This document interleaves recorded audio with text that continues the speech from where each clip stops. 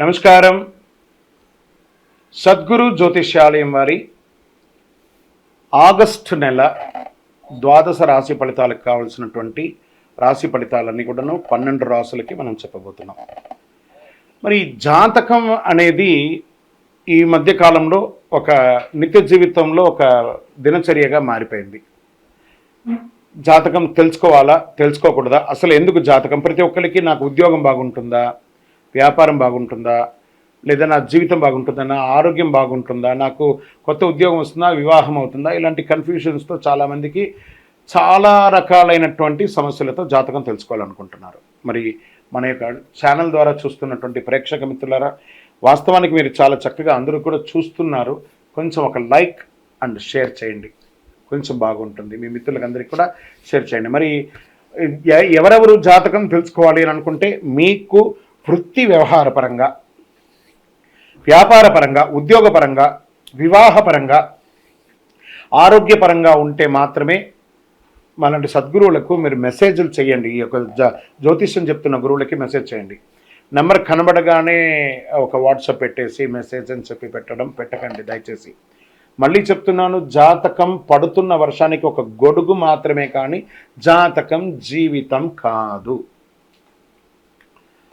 జాతకం జీవితం కాదు. మీరు తెలుసుకోవాలనుకున్నటువంటి యొక్క జాతకాన్ని మీ యొక్క date of birth, time of birth, place of birth WhatsApp ద్వారా లేదా మీ పరిసర ప్రాంతాల్లో ఉన్నటువంటి గురువుల్ని సంప్రదించి వారి ద్వారా జాతకం తెలుసుకోండి. లేదా మా ద్వారా తెలుసుకోవాలనుకుంటున్నారా, మీ యొక్క వాట్సాప్లో వివరాలు పెట్టండి, కాల్ చేయకండి. వాట్సాప్లో వివరాలు పెట్టండి. మళ్ళీ చెప్తున్నది ఉచిత సర్వీస్ మాత్రం కాదు. ఏ గురువు దగ్గరికి పోయినా ఉచితంగా జాతకం చెప్పండి అని అడగండి. వారికి గురుదక్షిణ ఇచ్చి మరీ జాతకం చెప్పించుకోండి. దానికి సిద్ధంగా ఉంటేనే వాట్సాప్ చేయాలి. ఈ యొక్క ఆగస్టు నెల అంతా కూడాను పండగ వాతావరణం. ఎక్కడ చూసినా ఇప్పటివరకు కొన్ని బోనాలు అవుతున్నాయి, ఇంకా కొన్ని చోట బోనాలు అవుతూనే ఉన్నాయి. వరలక్ష్మి వ్రతం వస్తుంది, రాఖీ పౌర్ణమి వస్తుంది, శ్రీకృష్ణ జన్మాష్టమి వస్తుంది.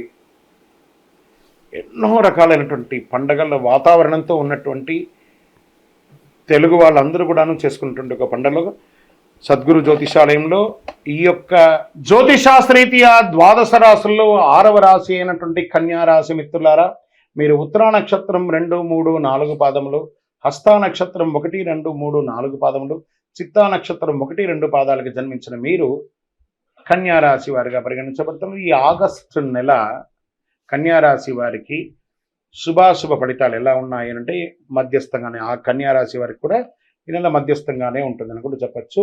తర్వాత ఫస్ట్ వారము, దాని తర్వాత ఫలవంతంగా ఉంటుందని కూడా చెప్పవచ్చు. బుధుడు శుక్రుడితో పాటు 12వ ఇంట్లో ఉంటాడు. 5వ ఇంటికి అధిపతి అయినటువంటి శని ఈ నెల మొత్తం 6వ స్థానంలో తిరోగమన స్థితిలో కూర్చుంటాడు. 2వ ఇంటి అధిపతి శుక్రుడు 12వ ఇంట్లో బుధుడితో కూర్చున్నాడు.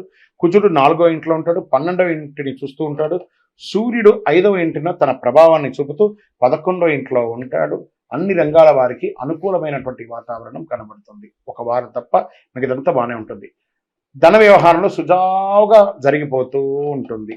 నెల ప్రారంభంలో ఆర్థిక లాభాలు, అదే సమయంలో ఎక్కువ ఖర్చులు కూడా ఉంటుంది. తర్వాత స్థితిగతిగా విపరీతంగా పెరుగుతూ ఉంటుంది. ద్వితీయ వారం నుంచే వ్యాపారం ఎక్స్పాన్షన్ కోసం మంచి ప్రదేశాలు చూసుకోవడము, లేదా విదేశాల్లో కూడా వ్యాపారం చేయడానికి కోసం, ఎక్స్పోర్ట్స్ బిజినెస్ కూడా చేసుకోవడానికి కోసం ఇవన్నీ కూడా ఉంటుంది. పెండింగ్లో ఉన్న అన్ని పనులు పూర్తి చేస్తారు. సవాలు అధిగమిస్తారు. ఎక్కువ శాతం ఛాలెంజెస్ ఉంటాయి కదా, అవన్నీ చేస్తారు. కెరియర్, మీ యొక్క ఉద్యోగంలో మధ్యస్థంగా ఉంటుంది ఫస్ట్ వీక్. తర్వాత ఉద్యోగస్తులకు అధికారులతో ఉన్న సమస్యలు క్రమేపీ తొలగిపోతుంది. కొన్ని వ్యవహారాల్లో ధైర్యంగా నిర్ణయం తీసుకోండి. అసాంఘిక కార్యక్రమాలు ఏది చేయకండి. ఉద్యోగ ప్రక్రియలో మీ సహ ఉద్యోగులతో కాస్త స్నేహపూర్వకంగా ఉండండి. ఇంట బయట ప్రతి వ్యవహారంలో మీదే పై చేయిగా ఉంటుంది. బంధుమిత్రుల సమాగమం ఆనందం కలిగిస్తుంది.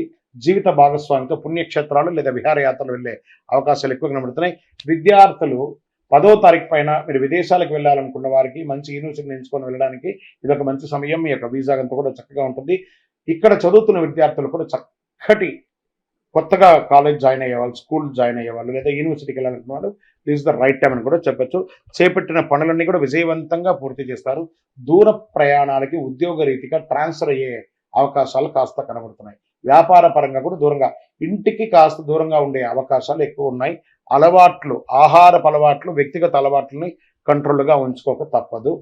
మాస చివర ఒక వ్యవహారంలో సన్నిహితులతో కాస్త భేదాభిప్రాయం వచ్చినా మళ్ళీ సమస్య పోతుంది.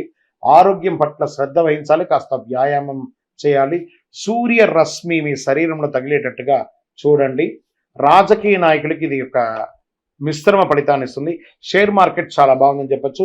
ఐటీ రంగం వారికి కూడా ఇది చాలా మంచి సమయం అని కూడా చెప్పొచ్చు. మీడియా రంగం వారికి మిశ్రమంగా చెప్పొచ్చు. వివాహం కాని వారికి ఈ నెల శుభవార్త వినే అవకాశాలు కనబడుతున్నాయి. లక్కీ నంబర్ 7 అని కూడా చెప్పొచ్చు. ఊదా రంగు మీకు చాలా కలిసి వస్తుంది. చంద్రాష్టమం 23/8/2024 7:54 సాయంత్రం నుండి 25/8/2024 10:29 వరకు చంద్రాష్టమం ఉంది.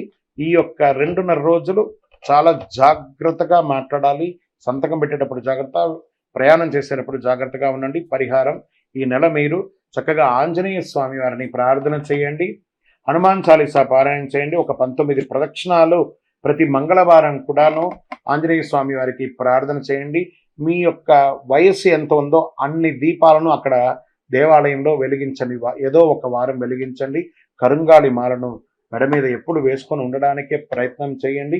ఇంకనూ మీ యొక్క వ్యక్తిగత జాతకం తెలుసుకోవాలనుకుంటే మీ యొక్క date of birth, time of birth, place of birth WhatsApp చేయండి.